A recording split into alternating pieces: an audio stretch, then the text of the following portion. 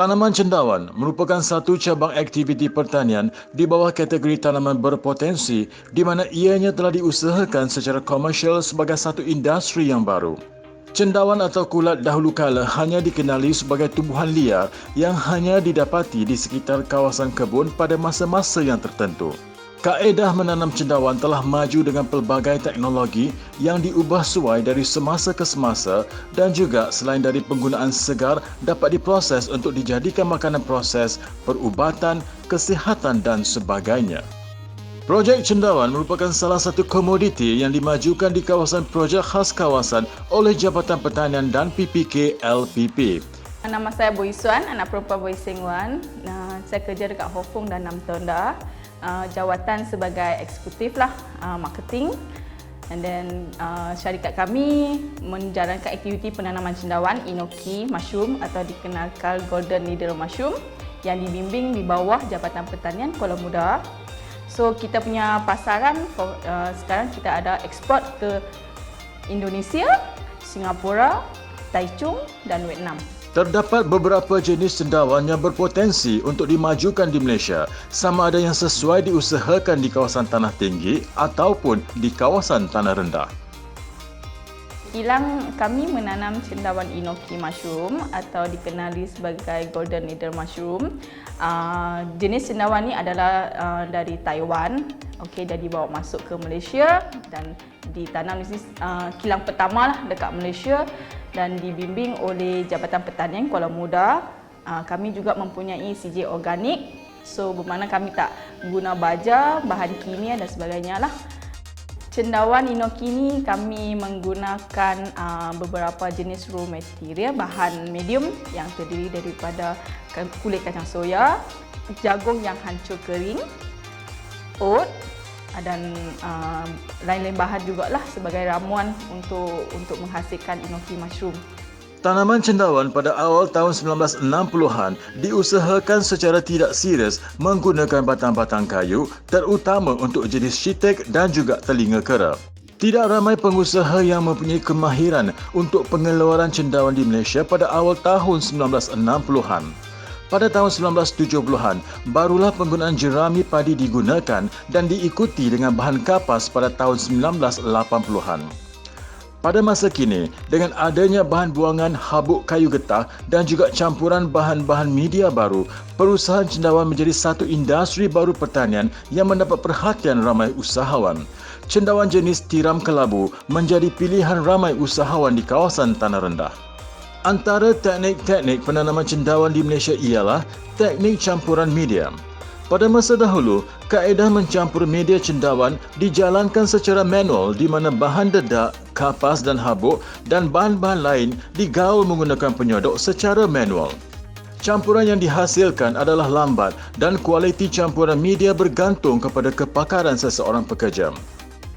Kat sini kami tanam cendawan berdasarkan sistem penyejukan dan teknologi dibawa dari Taiwan ke sini.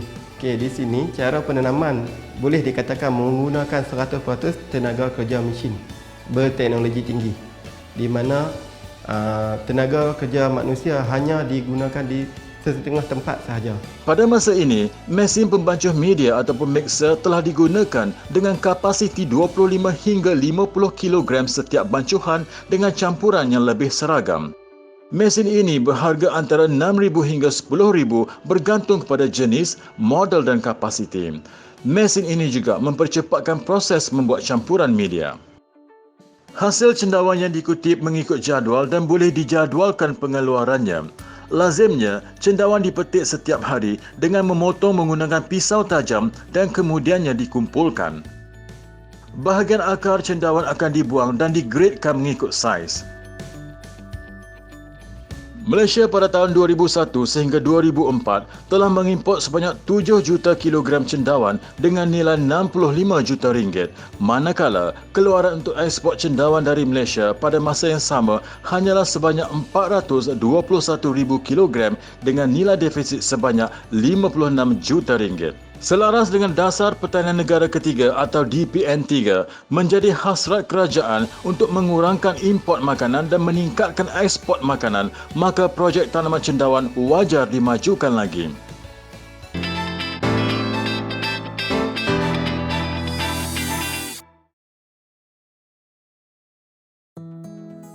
Aktiviti pertanian di kalangan penduduk bandar bagi mengeluarkan bahan makanan sendiri merupakan satu pendekatan yang praktikal dan dapat mengurangkan perbelanjaan harian berikutan kenaikan kos sara hidup di bandar. Berdasarkan kepada situasi tersebut, program pertanian bandar dilaksanakan bertujuan menggalakkan penduduk bandar menanam sendiri sayur-sayuran dan juga tanaman makanan di sekitar kediaman mereka supaya beban kenaikan kos sara hidup dapat dikurangkan. Seruan kerajaan ini telah disahut oleh Encik Hairul Anwar yang telah memulakan tanaman bandar dengan menanam tanaman kokedama. Pelbagai teknologi yang digunakan untuk urban farming, antara satunya ialah kokedama. Kelebihan kokedama, ianya amat mudah untuk dijaga. Dengan hanya merendam 2 minit, ditoskan dan letak balik semula, ia dapat menghasilkan pokok yang sihat dan cantik untuk kegunaan harian. Untuk pembanjaan, kita menggunakan baja yang dalam bentuk cecair. Kita just spray saja dalam masa 2 minggu hingga 3 minggu sekali.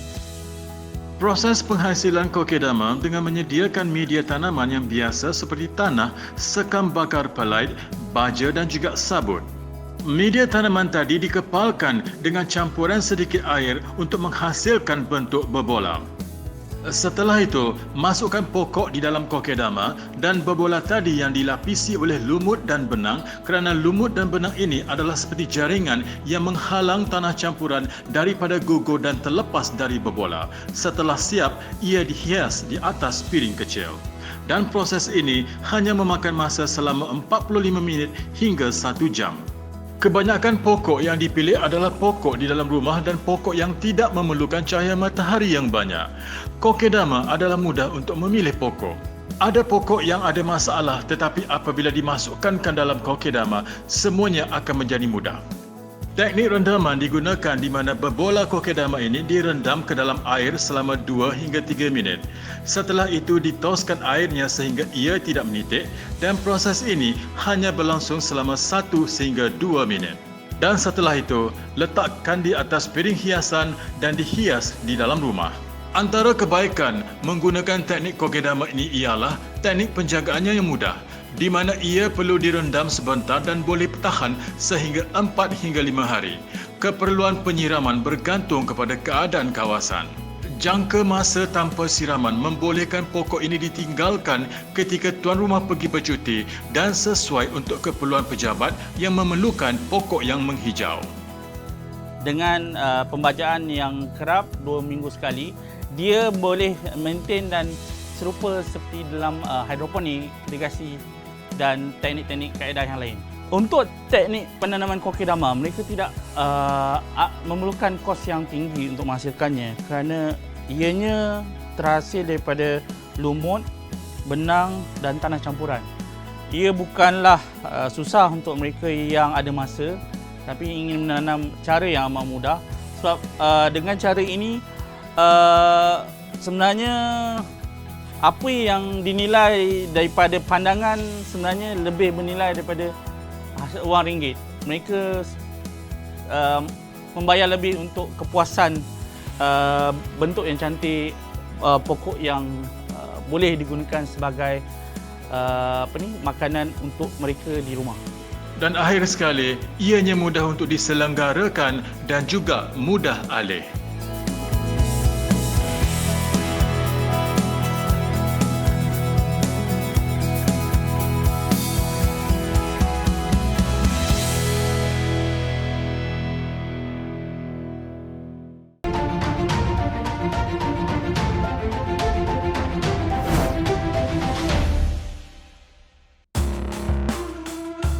Kelebihan membuat jeruk yang ada pada Encik Magat Syaiful Reza bin A.B. Syukur telah memberikan idea kepada beliau untuk mencuba nasib dalam perniagaan yang berasaskan pertanian seperti buah-buahan mangga, jambu batu, kedondong, nangka madu dan sebagainya. Pada awalnya, dia hanya membuat untuk mencari pendapatan sampingan bagi menyara kehidupannya bersama isteri. Keenakan jeruk yang dihasilkan oleh Encik Syaiful Reza telah mendapat maklum balas yang baik sehingga beliau berjaya membuka syarikatnya bertempat di Taman Seri Gombak yang dikenali sebagai LLH Legacy Sendirian Berhad. Syarikat yang ditubuhkan pada tahun 2016 kini mempunyai tenaga pekerja seramai 23 orang dengan pendapatan kasar yang mencecah RM3 juta setahun.